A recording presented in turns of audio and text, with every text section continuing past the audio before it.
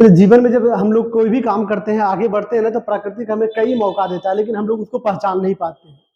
चलिए हम आज उसको एक कहानी के माध्यम से आप लोग को समझाते हैं। एक साधु था, जानते हैं साधु जो मंदिर में पूजा पाठ करवाता है। वो पूजा पाठ करवाता था और मंदिर में ही हमेशा रहता था। तभी अचानक उस गांव में बहुत तेज से बाढ़ का पानी बढ़ रहा था। जब गांव में पानी बढ़ रहा था धीरे धीरे, तो गांव का सारा लोग उसको बोला कि बाबा चलिए हम लोग एक सुरक्षित स्थान पे चलते हैं, जहाँ की हम लोग आराम से रहेंगे। बाबा बोला कोई बात नहीं, हम यही रहेंगे, भगवान का सेवा करेंगे, भगवान हमको बचा लेगा, हम डूब नहीं सकते। धीरे धीरे ऐसा समय हुआ कि पानी से पूरा पानी गांव में आ गया, मंदिर डूब गया। बाबा मंदिर के छत पे आ गया। तभी एक नाव वाला उधर से आया, बोला कि बाबा चलिए हम आपको एक सुरक्षित स्थान पर लेकर चलते हैं, जहाँ पे कि आप आराम से रह पाइएगा, ये जगह सुरक्षित नहीं है। बाबा नाव वाले को बोला कि मुझे तुम्हारी नाव की जरूरत नहीं है, हम भगवान का इतना सेवा किए ना कि भगवान मुझे खुद आकर बचाएगा। तो फिर नाव वाला चला गया। फिर धीरे धीरे पानी बाबा के कमर तक आ चुका था।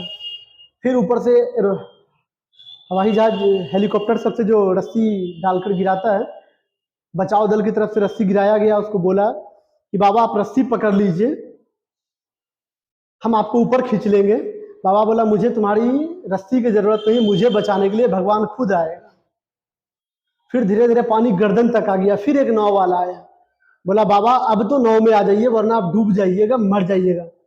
बोला हमने सारी जिंदगी भगवान का सेवा किया है, मुझे बचाने के लिए आज भगवान खुद आएगा। बस कुछ ही समय बाद वो पूरा पानी में डूब गया और मर गया। मरने के बाद जैसे ही वो भगवान के पास गया, एकदम पूरा गुस्से में झल्लाते हुए भगवान को बोला, भगवान हमने पूरी जिंदगी तुम्हारी सेवा किया, लेकिन जब आज मुझे बचाने की बारी आया तो तुम नहीं मेरे पास आए। भगवान बोला कि अरे मूर्ख, मैं तुम्हें एक बार नहीं 3-3 बार बचाने के लिए गया। पहले नाव वाले के रूप में गया, एक मौका मैंने तुम्हें वहां दिया, फिर भी तुम उसे नहीं पहचाना।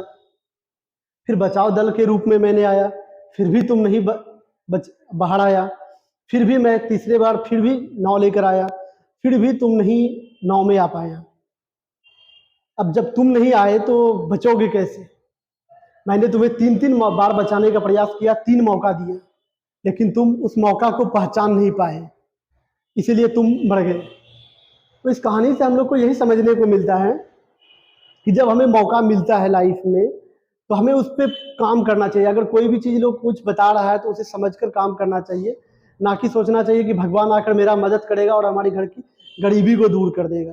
अगर आप ये सोच रहे हैं कि भगवान गरीबी को दूर कर देगा, तो आप वाकई पूरी जीवन हमेशा गरीब ही रह जाइएगा, क्योंकि भगवान आपको किसी न किसी इंसान, किसी न किसी के माध्यम से आपको एक मौका दे रहा है आगे बढ़ने का।